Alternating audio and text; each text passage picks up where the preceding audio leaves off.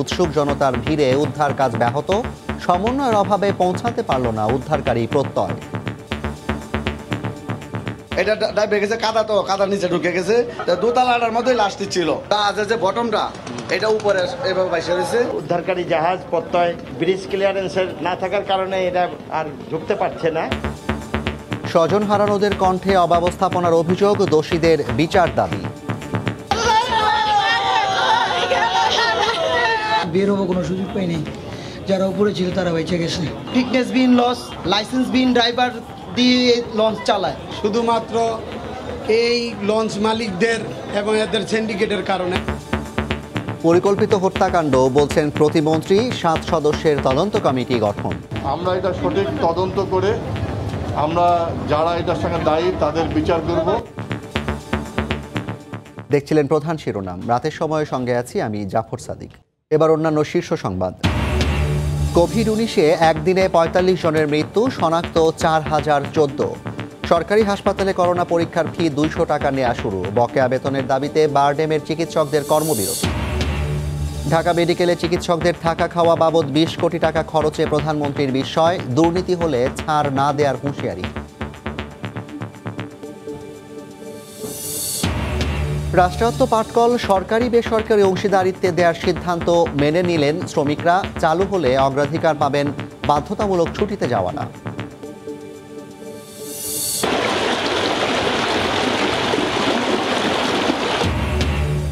উজানের ঢলে উত্তর পূর্বাঞ্চলের বন্যা পরিস্থিতির অবনতি, তলিয়ে গেছে সিলেটের 13 উপজেলা, পানির নিচে শাহজালাল উপশহরের কয়েকটি সড়ক।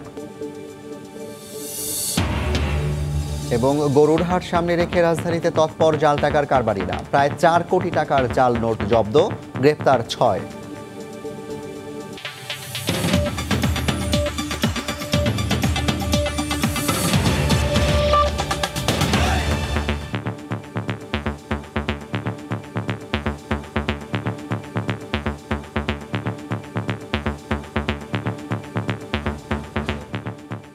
বুড়িগঙ্গার শ্যামবাজারে লঞ্চ ডুবির ঘটনায় নারী ও শিশুসহ সর্বশেষ 32 জনের মরদেহ উদ্ধার করা হয়েছে।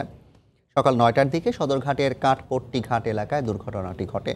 ঘটনার পরপরই 5 বাহিনীর উদ্যোগে শুরু হয় উদ্ধার অভিযান। তবে এখনও লঞ্চটি পানির নিচ থেকে ওঠানো সম্ভব হয়নি। এ ঘটনায় শোক জানিয়েছেন রাষ্ট্রপতি ও প্রধানমন্ত্রী। এদিকে এ ঘটনাকে পরিকল্পিত হত্যাকাণ্ড বলে জানিয়েছেন নৌপরিবহন প্রতিমন্ত্রী। বুড়িগঙ্গার তীরে স্বজন হারানোর এই আহাজারি লঞ্চডুবিতে মারা যাওয়া প্রতিটি পরিবারের। সিসি ক্যামেরার ফুটেজে দেখা যায় সোমবার সকাল 9টা 12 মিনিট 55 সেকেন্ডে মুন্সিগঞ্জ থেকে আসা মর্নিং বার্ড লঞ্চটি চাঁদপুরগামী ময়ূর 2 লঞ্চের সামনে অবস্থান করছে। 9টা 13 মিনিট 2 সেকেন্ডে ময়ূর 2 লঞ্চটি মর্নিং বার্ডের খুব কাছাকাছি চলে আসে। তার ঠিক 2 সেকেন্ড পরে মর্নিং বার্ড লঞ্চটি একটু বামে বাঁক নেয়। তারও 2 সেকেন্ড পরে ময়ূর 2 লঞ্চটি মর্নিং বার্ডকে ধাক্কা দেয়। ঠিক 9টা 13 মিনিট 8 সেকেন্ডে মর্নিং বার্ড লঞ্চটি ডুবতে শুরু করে। দুর্ঘটনার পরপরই উদ্ধার কাজ শুরু করে স্থানীয়রা, পরে যোগ দেয় ফায়ার সার্ভিস। একে একে অভিযানে নামে কোস্টগার্ড, নৌবাহিনী এবং নৌ পুলিশ। তাদের সঙ্গে যোগ দেয় র্যাব ও বিমান বাহিনীর 2টি হেলিকপ্টার। এদিকে দুর্ঘটনাস্থলে উৎসুক জনতার ভিড়ে ব্যাহত হয় উদ্ধার কাজ। এমনকি নৌকা ভাড়া করে অনেককে দুর্ঘটনাস্থলে যেতে দেখা যায়। এতে বিপাকে পড়তে হয় উদ্ধারকারীদের। বেশি পানি ঘোলা, এখন দেখা যায় না, অন্ধকার, হাতে পায়ে যখন বাজে তখনই আমরা ওই লাশগুলা তুলতে পারি। লঞ্চটা অলরেডি উপর হয়ে আছে, বাট ভিতরে ঢুকতে গেলে যে কাজগুলো ভেঙে পড়ে আছে। 22 টনের ব্যাগ ঢুকাইতেছি, 6 টন করে এক একটা ব্যাগ। আশা করতেছি যে আমরা এই প্রক্রিয়ায় এটা উদ্ধার করতে পারবো। উদ্ধার কার্যক্রম চলমান আছে, এখন পর্যন্ত আমরা উদ্ধার কার্যক্রম শেষ করি নাই, বিকজ এটার ভিতরে আর লাশ আছে কিনা আমরা খোঁজ করছি। কিছু সময় লাগবে, সময়ের পরেই আমরা বলতে পারবো আসলে এটার উদ্ধার কার্যের পরিণতিটা কি হবে। 5 বাহিনীর প্রচেষ্টায় প্রায় 3 ঘন্টা পর ডুবে যাওয়া লঞ্চটির অবস্থান শনাক্ত করা হয়। একে একে উদ্ধার করা হয় মরদেহ। সাঁতরে পারে উঠতে পারা যাত্রীদের অভিযোগ, চাঁদপুরগামী ময়ূর 2 লঞ্চের কারণেই এই দুর্ঘটনা। ময়ূর লঞ্চটা গিয়া বাড়ি মারছে, খালি লঞ্চটা বাড়ি মারার পরে লঞ্চটা আসতে যে সাইডে জানালা ওই সাইডে কেটে ডুবে গেছে। ওটা যখন ওই সামনে ঢুকে গেছে, তারপর ওই লঞ্চটা তো চলতি অবস্থায় ছিল, ওই চলতি অবস্থায় চালক থাকাকালীন তখন লঞ্চটা ডুবে যায়, তখন আমি লাফ দিই। 2টা মামা ছিল, এক মামার এক মামার আমি পাই না, কিন্তু আমি বেঁচে এসেছি। 150 রুট হবে। এদিকে লঞ্চডুবির ঘটনা পরিকল্পিত হত্যাকাণ্ড বলে জানিয়েছেন নৌপরিবহন প্রতিমন্ত্রী।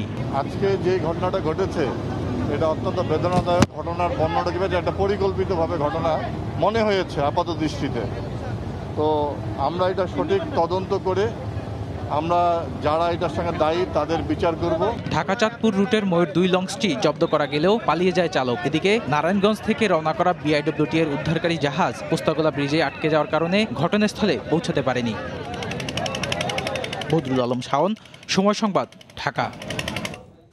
এই মুহূর্তে সদরঘাটে আছেন রিপোর্টার আফজাল হোসেন। বিস্তারিত জানতে সরাসরি চলে যাচ্ছি তার কাছে।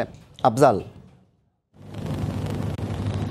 জাফর, লঞ্চ ডুবিয়ে প্রায় 12 ঘন্টা হতে চলল। সেই 12 ঘন্টা ধরেই শ্বাসরুদ্ধকর যে অভিযান সেটি কিন্তু চলছে। উদ্ধার অভিযানটি এখনো চালিয়ে যাচ্ছেন। উদ্ধার অভিযানের নতুন মাত্রা যোগ হয়েছে, সেটি হচ্ছে যে বেলুনের মতো করে যে টায়ারগুলো বা টিউবগুলো রয়েছে, সেই টিউবে বাতাস ঢুকিয়ে সেই ডুবে যাওয়া মর্নিং বার্ড লঞ্চের সাথে বেঁধে দেওয়া হয়েছে। এরই মধ্যে আমরা যতটুকু জানতে পেরেছি 6টি এরকম টিউব বা বেলুন ওই লঞ্চটির সঙ্গে বেঁধে দেওয়া হয়েছে, যার মধ্যে আমরা 2টিকে দেখেছি যে 2টি অলরেডি ফেটে গেছে। এবং BIWT এর কর্মকর্তারা বলছেন যে আরো 3টি এরকম টিউব ওই ডুবে যাওয়া মর্নিং বার্ড লঞ্চের সাথে বেঁধে দেওয়া হবে এবং সেই টিউবে বাতাস ঢুকিয়ে ওই লঞ্চটিকে কিছুটা জাগিয়ে তোলা যায় কিনা সেটি তারা চেষ্টা করছেন। এই 12 ঘন্টা ধরে বা ডুবে যাওয়া লঞ্চটি উদ্ধারের আপডেট তথ্য হচ্ছে এটুকুই। এখনো কিন্তু ফায়ার সার্ভিস, BIWT এর ডুবুরি দল, কোস্টগার্ড এবং নৌবাহিনীর যে ডুবুরি দল তারা সেই কার্যক্রমটি চালিয়ে যাচ্ছেন। তবে উদ্ধার অভিযান দেখে যতটুকু মনে হচ্ছে যে আজকে রাতে এই ডুবে যাওয়া লঞ্চটিকে উদ্ধার করা সম্ভব হবে না বলে উদ্ধার অভিযান দেখে আমার ততটুকু মনে হয়েছে। তো 9টা 13 মিনিটে যে লঞ্চটি ডুবে গেছে, সেই ডুবে যাওয়া লঞ্চ থেকে এরই মধ্যে আমরা যতটুকু জেনেছি যে 32 জনের মরদেহ উদ্ধার করা হয়েছে। এর মধ্যে মরদেহগুলো তাদের পরিবারের কাছে বুঝিয়েও দেওয়া হয়েছে। আর এই ঘটনায় 7 সদস্যের তদন্ত কমিটি গঠন করা হয়েছে নৌ পরিবহন মন্ত্রণালয়ের পক্ষ থেকে। নৌ পরিবহন প্রতিমন্ত্রী যদিও এরই মধ্যেই সিসিটিভির ফুটেজ পর্যালোচনা করে তিনি প্রাথমিকভাবে ধারণা করেছেন এটি পরিকল্পিত হত্যাকাণ্ড। পরিকল্পিত হত্যাকাণ্ড বা কি কারণে এই দুর্ঘটনাটি ঘটেছে সেই বিষয়টি তদন্তের জন্য যদিও 7 সদস্যের তদন্ত কমিটি এরই মধ্যে গঠন করা হয়েছে। আর আরেকটি বিষয় জানিয়ে রাখি যে গত 14 বছরে নৌ নিরাপত্তা নিয়ে যারা কাজ করেন সেরকম একটি সংস্থা হচ্ছে নোঙ্গর, তাদের হিসাব বলছে সবশেষ 14 বছরে প্রায় 535টি নৌ দুর্ঘটনা ঘটেছে। এই 535টি নৌ দুর্ঘটনায় প্রায় 6,500 মানুষ মারা গেছে। এই 535টি লঞ্চ নৌ দুর্ঘটনার পরে কিন্তু 683 বা 63টি কমিটি গঠন করা হয়েছে। এই কোনো কমিটির রিপোর্ট, যার কারণে তারা বলছেন যে এই যে দুর্ঘটনাটি ঘটেছে 32 জনের মৃতদেহ উদ্ধার করা হয়েছে, এটি যেন দ্রুত তদন্ত শেষ করা হয়। তো উদ্ধার অভিযানের প্রায় 12 ঘন্টা, সেই 12 ঘন্টা ধরেই কিন্তু এই উদ্ধার অভিযান চলছে এবং আজকে রাতের মধ্যে এই লঞ্চটি উদ্ধার করা সম্ভব হবে না বলে আমরা যতটুকু এখন এখান থেকে আমরা আভাস পাচ্ছি। এই ছিল জাফর, বুড়িগঙ্গা থেকে লঞ্চ ডুবির ঘটনার সবশেষ তথ্য। বুড়িগঙ্গায় ডুবে যাওয়া লঞ্চটি 12 ঘন্টায়ও এখন পর্যন্ত উদ্ধার করা যায়নি, সে বিষয়টি জানাচ্ছিলেন আমাদের রিপোর্টার আফজাল হোসেন বুড়িগঙ্গার তীর থেকে। বুড়িগঙ্গার শ্যামবাজারে লঞ্চের সাথে ডুবে যায় 32 জনের প্রাণ, ডুবে যায় তাদের স্বপ্ন। স্বজন হারানোর আর্তনাদ আর আহাজারি যেন থামছেই না। আপনজনকে হারানোর বেদনা যেমন আছে, তেমনি নানা অব্যবস্থাপনার অভিযোগ করে দোষীদের বিচার দাবি করেন স্বজনরা। অশ্রুহীন চোখে বুক ফাটা আর্তনাদ। গ্রামের বাড়ি মুন্সিগঞ্জ থেকে ছুটি কাটিয়ে কলিজার টুকরা ছোট বোন আর প্রিয় মাকে নিয়ে কর্মস্থল রাজধানীতে ফিরছিলেন রিফাত। মৃত্যুর সঙ্গে লড়াই করে রিফাত বেঁচে গিয়েছেন ঠিকই, কিন্তু পানির অতল গহ্বরে হারিয়ে ফেলেছেন মা আর স্নেহের ছোট বোনটিকে। 9টা বাজে আমরা শ্যামবাজার ঘাটের সামনে পৌঁছাই। 9:10 ঠিক 9:10 ওই বড় লঞ্চ আইসা আমাদের লঞ্চে ধাক্কা দেয়, পিছন থেকে ব্যাক করতে নেই, ধাক্কা দেয়। এক ধাক্কায় আমরা কোনো সুযোগ পাই নাই, যে বের হবো কোনো সুযোগ পাই নাই। যারা উপরে ছিল তারা বেঁচে গেছে, আর আমি ভাগ্যক্রমে বেঁচে গেছি, আমি ভাগ্যক্রমে। সদরঘাটের শ্যামবাজারে লঞ্চ ডুবির ঘটনায় এমন অনেকে হারিয়েছেন পরিবারের একাধিক সদস্য। লঞ্চ আইছে বিহারে সকালে, ঢাকা ইসলামপুর থাকে, এই নাইছে দোকান। সকালবেলা 4:30 পুরো একটা লঞ্চের ওটা দিয়েছে ভাই। প্রত্যেক দিনই লঞ্চে আয়, যমুনা ব্যাংকে চাকরি করে।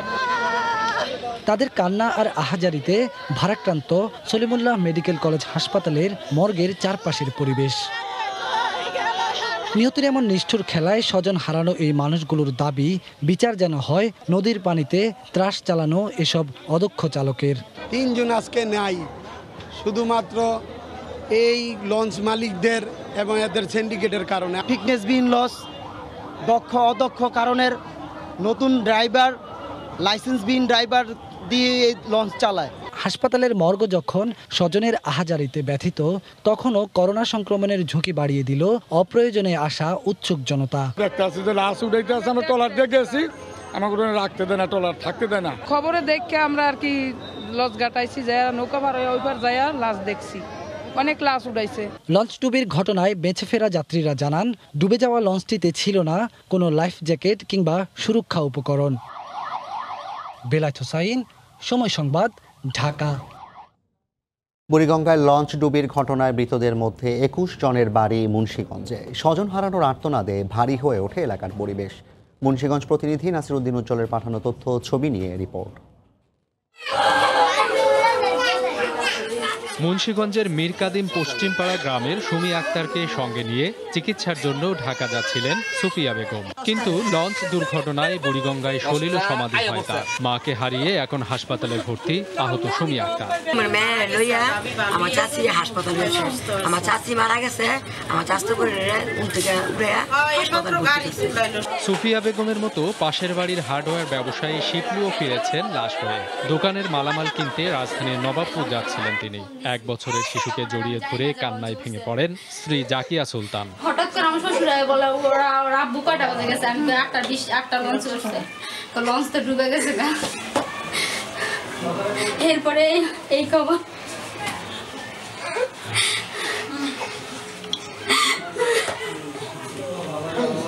মৃতদের পরিবার ও আহতদের সহায়তা দ্রুত পৌঁছে দেওয়ার কথা জানান জেলা প্রশাসক। সরকারের পক্ষ থেকে আমাদের যারা মৃত ব্যক্তি থাকবেন বা আহত ব্যক্তি থাকবেন তাদের নিকট যে সাহায্য সহযোগিতা সেটি আমরা করি। আমরা কোনো ক্রমেই চাই না যে এরকম দুর্ঘটনা ঘটুক। লঞ্চ ডুবিতে হতাহতদের বেশিরভাগই মুন্সিগঞ্জের সদর উপজেলা। সময় সংবাদ, মুন্সিগঞ্জ। দিনমজুর, রিকশা চালক, ভবঘুরে মানসিক ভারসাম্যহীন, মানবিক উদ্যোগের বাইরে কেউই নয়। তবে এবারের উদ্যোগটা আরও একটু বড়।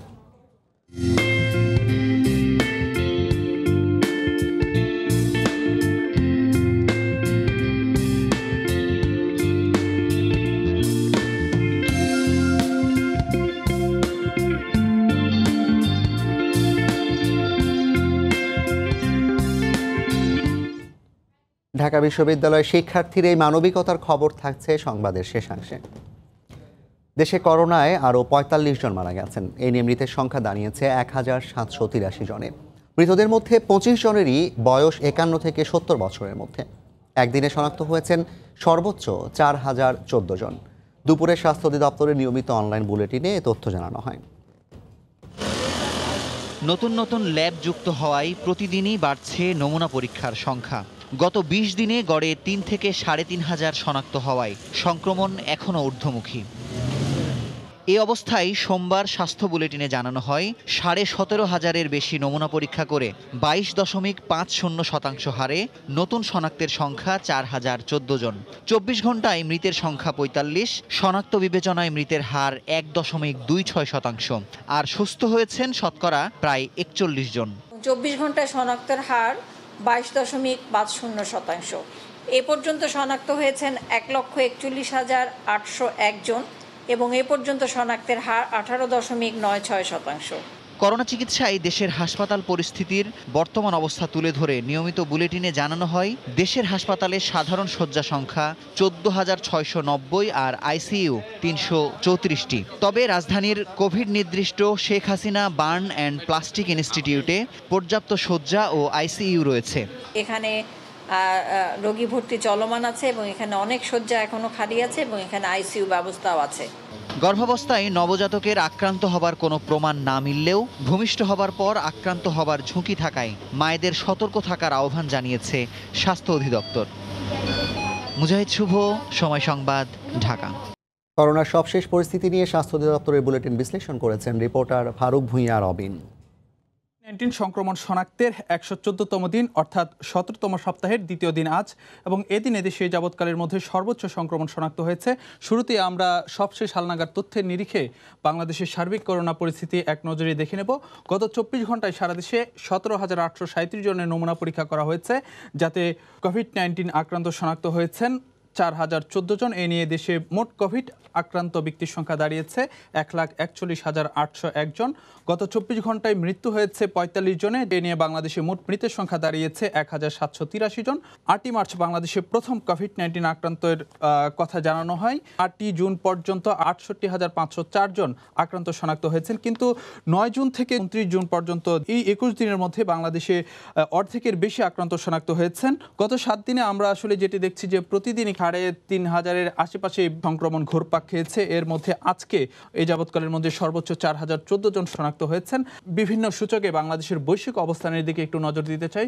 মোট আক্রান্ত শনাক্তের তালিকায় বাংলাদেশ বিশ্বে রয়েছে 17তম স্থানে, আর মোট মৃত্যুর দিক থেকে রয়েছে 27তম অবস্থানে, সুস্থ হয়ে ওঠার দিক থেকে রয়েছে 19তম অবস্থানে, আর মোট পরীক্ষার দিক থেকে রয়েছে 32তম অবস্থানে। তবে জনসংখ্যা অনুপাতে পরীক্ষার দিক থেকে বাংলাদেশের অবস্থান 150তম। স্বাস্থ্য অধিদপ্তরের বুলেটিনে বরাবরের মতো আজকে কিন্তু স্বাস্থ্যবিধি মেনে চলার পরামর্শ দেওয়া হয়েছে, এবং বলা হয়েছে কেবলমাত্র স্বাস্থ্যবিধি সঠিকভাবে মেনে চলার বিষয়টি নিশ্চিত করার মাধ্যমে সম্ভব কোভিড আক্রান্তের যে সংক্রমণ সেটিকে আসলে যে রুখে দেওয়া। রাতের সময় আরও থাকছে। কোরবানির জন্য লালন করা লাখ লাখ গরু নিয়ে দুশ্চিন্তায় খামারিরা। করোনা সংকটে কেনার আগ্রহ নেই ব্যবসায়ীদের, ব্যাপক লোকসানের শঙ্কা।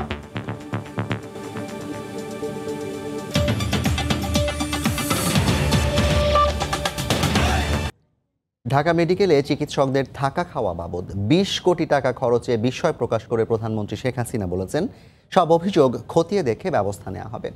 বাজেট অধিবেশনে সংসদ নেতার সমাপনী বক্তব্য রাখেন শেখ হাসিনা।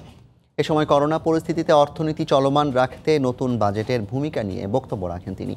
প্রধানমন্ত্রী বলেন, উন্নয়নের গতিধারা বজায় রাখতে দুর্নীতির বিরুদ্ধে জিরো টলারেন্স অব্যাহত থাকবে।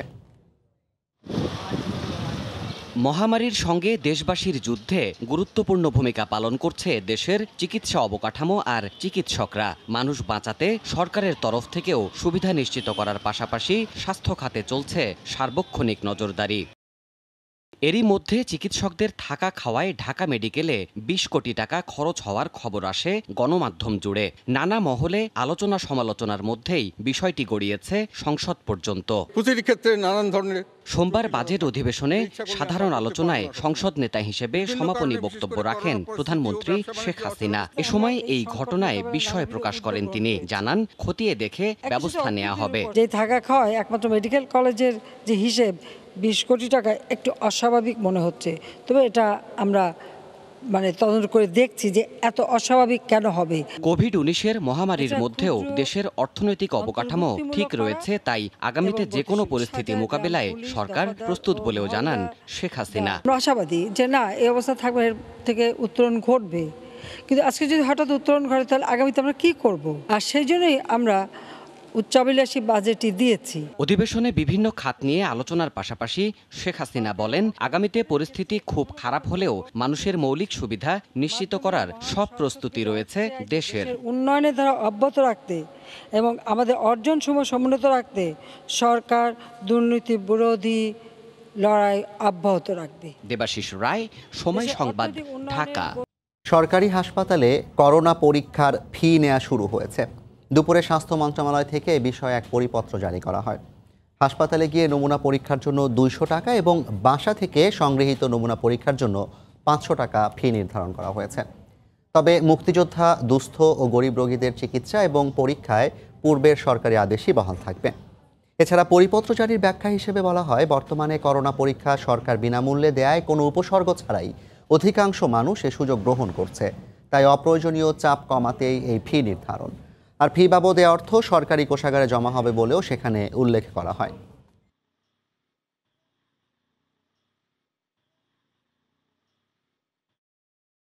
যক্ষ্মা শনাক্তের জিন এক্সপার্ট মেশিনে মাত্র 45 মিনিটেই দেয়া হচ্ছে করোনা পরীক্ষার নির্ভুল ফল। রাজধানীর কয়েকটি হাসপাতালে প্রাথমিকভাবে এই পদ্ধতির টেস্ট শুরু হয়েছে। তবে এর জন্য প্রথম ধাপে মাত্র 10,000 রিয়েজেন্ট আমদানি করা হয়েছে। বিশ্বব্যাপী চাহিদা বাড়ায় দ্রুত পর্যাপ্ত রিয়েজেন্ট আমদানি করতে না পারলে শুরু হতে না হতেই শেষ হয়ে যেতে পারে এই মেশিনে পরীক্ষার সফলতা। মুজাহিদ শুভর আরও একটি রিপোর্ট। যুক্তরাষ্ট্রের ফুড অ্যান্ড ড্রাগ অ্যাডমিনিস্ট্রেশন থেকে অনুমোদন পাবার পর বিশ্বব্যাপী 2 মাস আগে থেকেই শুরু হয়েছে জিন এক্সপার্ট মেশিনে করোনা পরীক্ষা। স্বাস্থ্য বিভাগের সহায়তায় 2 মাসের চেষ্টায় মাত্র 10,000 রিয়েজেন্ট আনতে সক্ষম হয়েছে জাতীয় যক্ষ্মা নিয়ন্ত্রণ কর্মসূচি। প্রাথমিকভাবে জাতীয় বক্ষব্যাধি হাসপাতাল, বঙ্গবন্ধু শেখ মুজিব মেডিকেল বিশ্ববিদ্যালয়, ঢাকা মেডিকেল কলেজ হাসপাতালে স্বল্প পরিসরে শুরু হয়েছে জিন এক্সপার্ট মেশিনে পরীক্ষা। প্রথম ধাপে রোগীদের জরুরি প্রয়োজনে জিন এক্সপার্টে পরীক্ষা করার কথা জানিয়েছে আইইডিসিআর। ইমার্জেন্সি অপারেশন করতে গেলে যখন বলে যে কোভিড টেস্ট করা দরকার, এটা যেহেতু দ্রুত সময়ে করা যায় সেই জন্য এটা করা উচিত হবে। আর যেহেতু অনেক সেট আপ লাগে না ল্যাবরেটরি, সেহেতু হার্ড টু রিচ এলাকায় যেখানে এখনো পিসিআর করা যায় না সেসব জায়গায় চেষ্টা করা যেতে পারে। নতুন করে প্রশিক্ষণ ও জনবল নিয়োগের ঝামেলা না থাকায় প্রত্যন্ত অঞ্চলেও টেস্ট করা সম্ভব। আরটিপিসিআর এর চেয়ে কম খরচ, সময়ের স্বল্পতা সহ সবচেয়ে বড় সুবিধা হলো প্রায় 100% আক্রান্তকে শনাক্ত করার সক্ষমতা রয়েছে জিন এক্সপার্টের। এমার্জেন্সি পেশেন্ট ম্যানেজমেন্টের ক্ষেত্রে আমরা এটাকে প্রথমত কাজে লাগার চেষ্টা করছি। এটি যদি আমরা সক্ষমভাবে করতে পারি তাহলে আমাদের প্রতিটি হাসপাতাল, যারা আমাদের বড় হাসপাতালগুলো আছে, চিকিৎসা সংক্রান্ত ব্যাপারে আমাদের এই সক্ষমতাটা অর্জন করতে তারা পারবে এবং আমাদের সহায়ক হতে পারবে। তবে শিগগিরই আরও 30,000-এর সঙ্গে পরবর্তীতে পর্যাপ্ত রিয়েজেন্ট আনার আশ্বাস দিয়েছে স্বাস্থ্য অধিদপ্তর। আরটিপিসিআর হচ্ছে খরচ কম, পাশাপাশি এটি খুব দ্রুত সময়ে রিপোর্টটি যেহেতু দিতে পারে, আমার বিশ্বাস সরকার হয়তো এটি উদ্যোগ নেবে যে আরও র্যাপিডলি এই টেস্টটি কীভাবে আরও বাড়ানো যায়। রাজধানীর বিভিন্ন হাসপাতাল সহ জেলা উপজেলায় প্রায় 250 জিন এক্সপার্ট মেশিন রয়েছে, যার মাধ্যমে দিনে অন্তত 5,000 করোনা রোগী শনাক্ত করা সম্ভব। তবে এক্ষেত্রে দ্রুততম সময়ের মধ্যে জিন এক্সপার্ট মেশিনের কার্টেজ দ্রুত আমদানি করার পরামর্শ বিশেষজ্ঞদের। মুজাহিদ শুভ, সময় সংবাদ, ঢাকা। রাতের সময় আরও থাকছে। নেপালের সরকার উৎখাতে ষড়যন্ত্র হচ্ছে ভারতে, অভিযোগ প্রধানমন্ত্রী কেপি শর্মা ওলির। পরিকল্পনা ব্যর্থ হবে বলছে কাঠমান্ডু।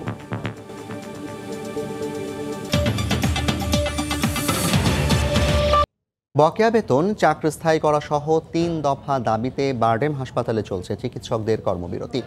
সকালে হাসপাতাল চত্বরে মানববন্ধন থেকে কর্মবিরতির ঘোষণা দেওয়া হয়। দাবি আদায় না হওয়া পর্যন্ত কাজে ফিরবেন না বলে জানান তারা। এদিকে চিকিৎসা সেবা বন্ধ থাকায় দুর্ভোগে পড়েছেন রোগীরা। একদিকে চিকিৎসা নিতে রোগীদের দীর্ঘ অপেক্ষা, আর অন্যদিকে বকেয়া বেতন আদায় সহ বিভিন্ন দাবি নিয়ে চলছে চিকিৎসকদের কর্মবিরতি। পর্যাপ্ত সুরক্ষা সামগ্রী সরবরাহ, চাকরি স্থায়ীকরণ, বকেয়া বেতন পরিশোধ সহ কয়েকটি দাবিতে সোমবার সকালে বারডেম হাসপাতালের শতাধিক অস্থায়ী চিকিৎসকের কর্মবিরতিতে এমনই ভোগান্তিতে পড়েন সেবা নিতে আসা রোগীরা। মহামারীর এই দুর্যোগকালে অনেকেই এসেছেন ঢাকার বিভিন্ন প্রান্ত থেকে, অনেকে এসেছেন আশপাশের জেলা থেকে। হঠাৎই কর্মবিরতিতে ক্ষুব্ধ তারা। চাঁদপুরের থেকে আছি, সকাল 8টার থেকে বসে রয়েছে। ডাক্তাররা ভোগান্তি বাড়াচ্ছে বলতে আমাদের গরিব মানুষ হিসেবে আমরা তো হরানি হইতে আছি। আমার ডায়াবেটিসের লেগে আইছি, আর ওই যে নাতিনের কানের সমস্যা লেগে আইছি। আইসি 8টা বাজে, এই যখন মনে করেন বাজে গিয়ে 12টা, ভাই খাড়াই রইলাম। 9টা বাজে আসছি এখানে, 3 ঘন্টা ধরে বসে আছি। না মানলে রুগী দেখবে না। অনেক দাবি, কি দাবি করছে না করছে আমরা তো জানি না। অন্যদিকে আন্দোলনকারী চিকিৎসকরা বলছেন, করোনা মহামারীতে জীবনের ঝুঁকি নিয়ে রোগীদের সেবা দিলেও কর্তৃপক্ষ তাদের বেতন কমানো সহ নানা প্রতিকূল সিদ্ধান্ত চাপিয়ে দিচ্ছে। দাবি আদায় না হওয়া পর্যন্ত কর্মবিরতি চালানোর হুঁশিয়ারিও দেন তারা। আমাদের কোনো ধরনের নোটিশ ছাড়া, কোনো ধরনের আমাদের সাথে কথা বলা ছাড়া হঠাৎ করে আমাদের বেতন স্যালারি দেখি যে 20% রিডিউসড। অলরেডি আমাদের 10 থেকে 15 জন ডাক্তার ইনফেক্টেড স্যার, এইভাবে চলা যায় না। তাদেরকে বলার পরে তারা কোনো কর্ণপাতই করেন না। যখনই ওনারা বলবে আমরা দাবি মেনে নেবে, আমরা তৎক্ষণাৎ আমরা রোগীর কাছে চলে যাব। তবে হাসপাতাল পরিচালকের সাফ জবাব, কাজে যোগ দিলেই কেবল বিবেচনা করা হবে আন্দোলনকারীদের দাবিগুলো। 19,000 টাকা ওনাদের কম দেওয়া হয়েছে, যেহেতু আমাদের ফান্ড ছিল না, এটা আমরা এবারেই আমরা দিয়ে দেবো এরিয়ার। আমরা বলছি যে প্লিজ জয়েন করেন, আপনাদের দাবি সবই মানব। 571 শয্যার হাসপাতালটিতে প্রতিদিন চিকিৎসা নিতে আসেন হাজারো রোগী। মার্জিয়া মুমু, সময় সংবাদ, ঢাকা। 25,000 পাটকল শ্রমিককে বাধ্যতামূলক ছুটিতে পাঠানোর সরকারি সিদ্ধান্ত মেনে নিয়েছেন শ্রমিকরা। দুপুরে শ্রম প্রতিমন্ত্রীর সঙ্গে বৈঠক করেন সিবিআই নেতারা। কবে থেকে শ্রমিকদের পাওনা পরিশোধ করা হবে সে বিষয়ে কোনো সিদ্ধান্ত না হলেও সকালে খুলনায় এক বৈঠক শেষে সিটি মেয়র জানান, আগামী 1 সেপ্টেম্বর থেকে শ্রমিকদের পাওনা পরিশোধ শুরু হবে। রাষ্ট্রায়ত্ত পাটকলগুলোকে সরকারি বেসরকারি অংশীদারিত্বে ছেড়ে দেয়া ও 25,000 শ্রমিককে বাধ্যতামূলক ছুটিতে পাঠানোর ঘোষণার পরই আন্দোলন শুরু করে পাটকল শ্রমিকরা। এরই ধারাবাহিকতায় সোমবার রাজধানী বিজয়নগরে শ্রম প্রতিমন্ত্রীর সঙ্গে বৈঠকে বসেন শ্রমিক নেতারা। দীর্ঘ 3.5 ঘন্টার বৈঠকে অবশেষে সরকারের সিদ্ধান্ত মেনে নেন শ্রমিকরা। বৈঠকে প্রধানমন্ত্রীর সিদ্ধান্ত বাস্তবায়নের কথা জানিয়ে শ্রম প্রতিমন্ত্রী বলেন, আগামীতে আরও কয়েক গুণ বেশি সক্ষমতা নিয়ে চালু হবে জুট মিল। এতে দক্ষতা অনুযায়ী এই শ্রমিকদেরই অগ্রাধিকার দেয়া হবে। সঠিকভাবে পাওনা পরিশোধেরও আশ্বাস আসে বৈঠক থেকে। শ্রমিকদের সমস্যা দেখার জন্য আমরা আসছি। তাদের এই দিনা পাওনা দেওয়া নেওয়ার সময় যদি কোনো সমস্যা, এটা আমরা কর্মসংস্থান মন্ত্রণালয় সুন্দরভাবে শ্রম আইন অনুযায়ী আমরা এটা দেখব এবং তাদের পাওনা বুঝাই দিতে দেওয়াতে আমরা সহযোগিতা করব।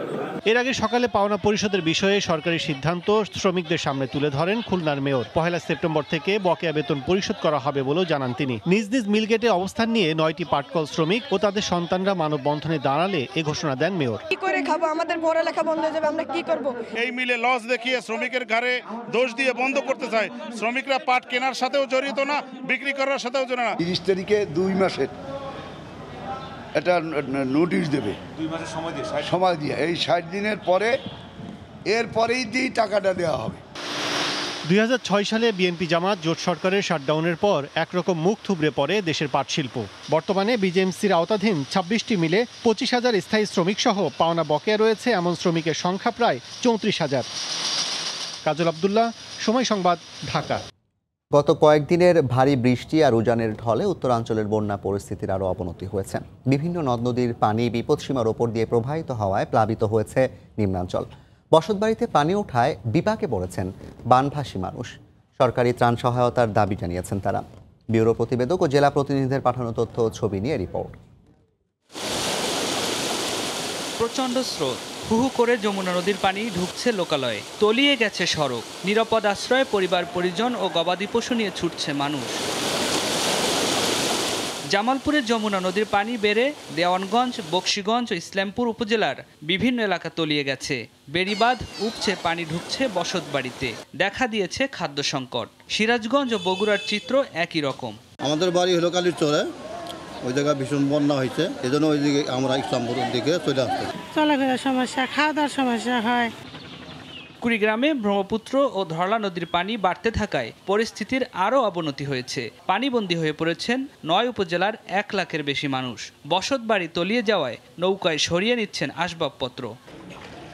উজান থেকে নেমে আসা পাহাড়ি ঢলে সিলেটের শাহজালাল উপশহরের কয়েকটি ব্লকের সড়ক পানিতে তলিয়ে গেছে।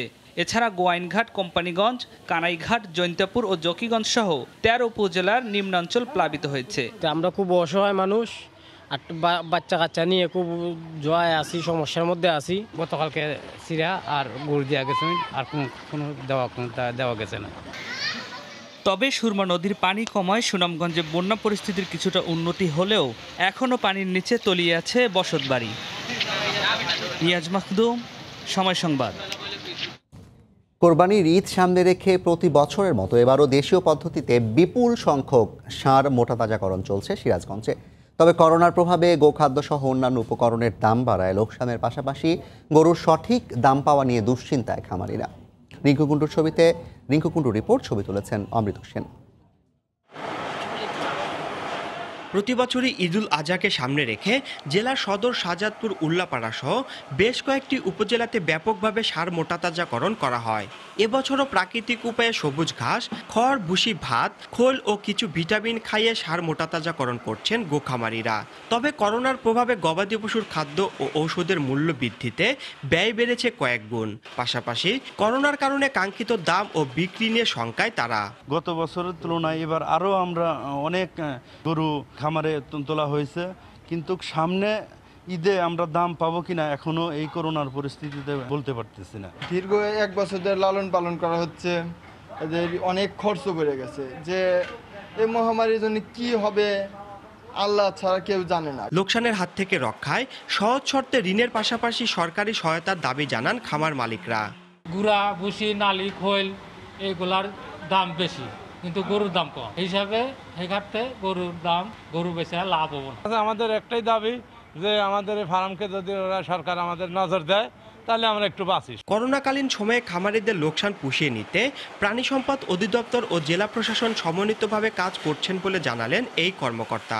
মাঠে ভ্যাকসিন কার্যক্রম এবং প্রশিক্ষণ আমরা প্রায় কমপ্লিট করে ফেলেছি। তো সুতরাং আমরা আশা করছি সামনে ঈদুল আজহাতে আমাদের গবাদি প্রাণীর কোনো সমস্যা হবে না। জেলায় ঈদুল আজহা উপলক্ষে প্রায় 2,35,000 গবাদি পশু মোটাতাজাকরণ করা হচ্ছে। রিঙ্কু কুণ্ডু, সময় সংবাদ, সিরাজগঞ্জ। এদিকে কোরবানির ঈদ সামনে রেখে ফের রাজধানীতে সক্রিয় জাল টাকা তৈরির চক্র। রাজধানীর মিরপুর ও বসুন্ধরায় অভিযান চালিয়ে ভারতীয় রুপিসহ প্রায় 4 কোটি টাকার জাল নোট জব্দ করেছে র্যাব। আটক করা হয়েছে চক্রের 6 সদস্যকে।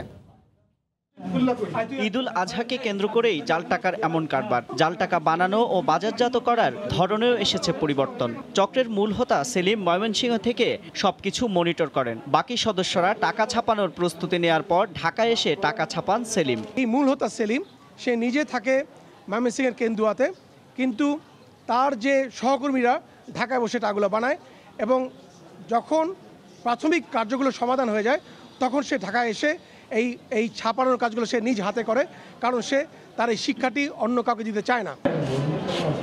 2 দিন যাবৎ বসুন্ধরা ও মিরপুরে অভিযান চালিয়ে চক্রের মূল হোতা সহ 6 জনকে গ্রেপ্তার করে র্যাব। ব্রিফিংয়ে জানানো হয়, আইনশৃঙ্খলা বাহিনীর চোখকে ফাঁকি দিয়ে বানানো টাকা রাখা হয় ভিন্ন ভিন্ন জায়গায়। টাকার কাগজ কাটা হয় পুরনো ঢাকায়। তারা বসুন্ধরা একটা বাসা ভাড়া করেছে, একটা জল ছাপের মতো একটা তৈরি করেছে স্টিল প্লেট, যার মাধ্যমে তারা এই ফয়েল পেপার দিয়ে তারা জল ছাপটি তৈরি করে। মিরপুরে এখানে টাকা বাকি কাজগুলো সম্পন্ন হয়, তখন আমাদের যে মূল হোতা সেলিম সে ঢাকায় চলে আসে এবং সে এই বাকি এই অন্যান্য যে প্রিন্ট আউটের কাজগুলো সেখানে বসে করে থাকে। মূল হোতা সেলিম 2018 সালে জাল টাকা সহ র্যাবের হাতে গ্রেপ্তার হয়। প্রায় 7 মাস আগে ছাড়া পেয়ে আবারও জাল টাকা বাজারে ছাড়ার কাজে সক্রিয় হয় সেলিম।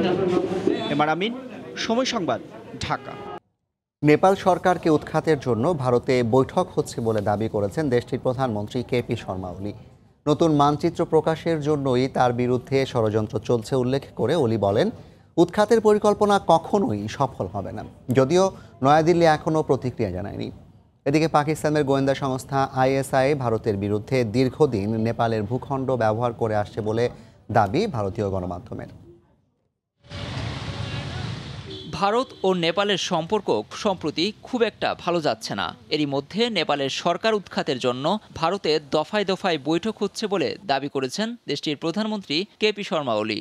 নতুন মানচিত্র প্রকাশের জন্যই তাকে ক্ষমতাচ্যুত করতে ষড়যন্ত্র করছে নয়াদিল্লি। ভারতকে ইঙ্গিত করে প্রধানমন্ত্রী কেপি বলেন, তার সরকারের পার্লামেন্টে সংখ্যাগরিষ্ঠতা রয়েছে, উৎখাতের পরিকল্পনা কখনোই সফল হবে না। কিছু মানুষ মনে করছে নেপালের নতুন মানচিত্র প্রকাশ করা অপরাধ হয়েছে। তারা ভালোভাবে দেখছে না বিষয়টি। 15 দিনের মধ্যে আমাকে সরিয়ে দেওয়ার ষড়যন্ত্র চলছে। যদি আমাকে পদচ্যুত করা হয় তাহলে নেপালের পক্ষে কথা বলার আর লোক পাওয়া যাবে না, কারণ তাকেও দ্রুত সরিয়ে দেয়া হবে। আমি নিজের জন্য বলছি না, দেশের স্বার্থের জন্য বলছি। আমি আশা করছি আমাদের সংসদীয় দল এমন ফাঁদে পা দেবে না। এদিকে পাকিস্তানের গোয়েন্দা সংস্থা আইএসআই ভারতের বিরুদ্ধে দীর্ঘদিন নেপালের ভূখণ্ড ব্যবহার করে আসছে বলে দাবি করেছে ভারতীয় গণমাধ্যম। অভিযোগ, বিশেষ করে ভারতের বিরুদ্ধে সন্ত্রাসী কার্যকলাপের জন্যই গুপ্তচর বৃত্তি করছে পাকিস্তান। লুৎফর কবির, সময় সংবাদ।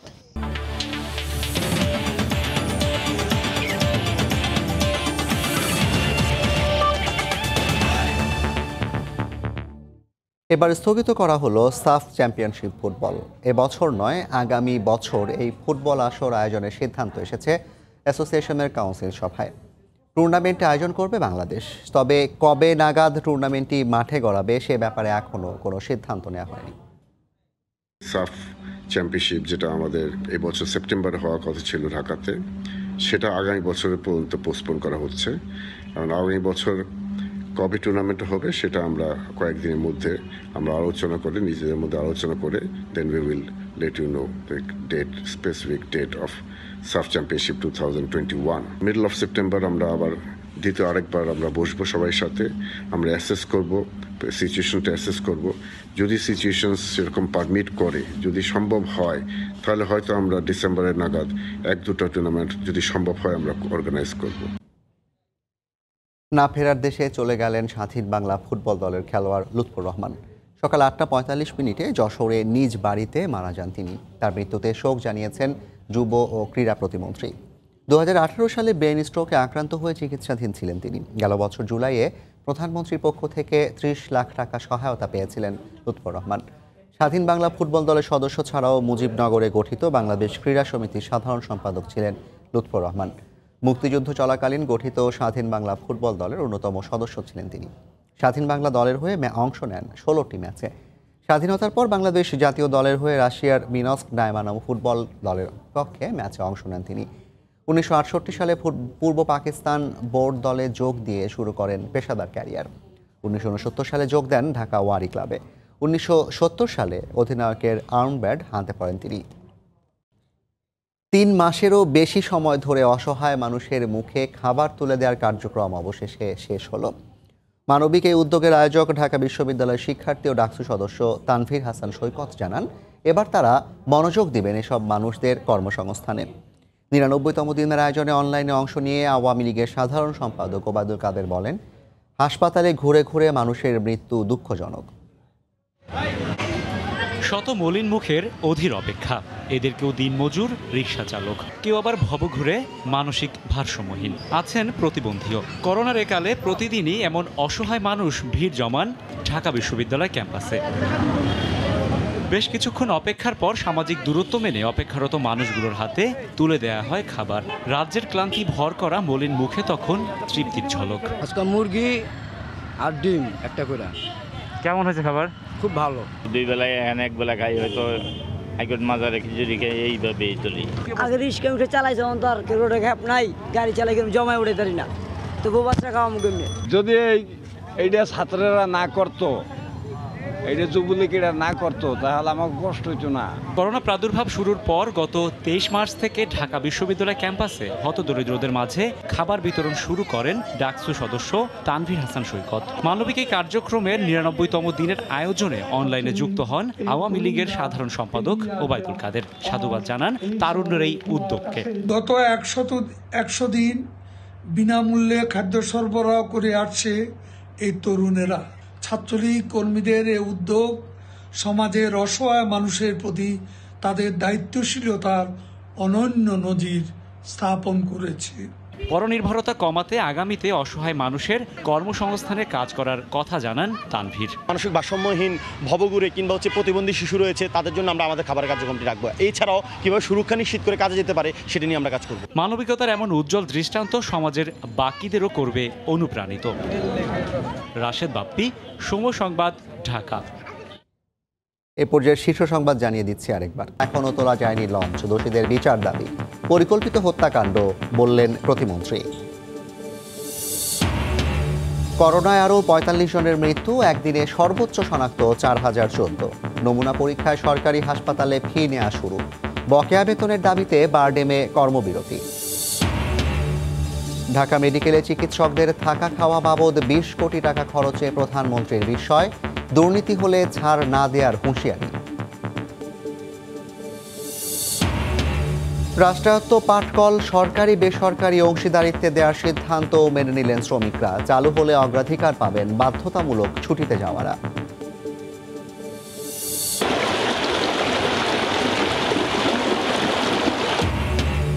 উজানের ঢলে উত্তর পূর্বাঞ্চলের বন্যা পরিস্থিতির অবনতি, তলিয়ে গেছে সিলেটের 13 উপজেলা। পানির নিচে শাহজালাল উপশহরের কয়েকটি সড়ক।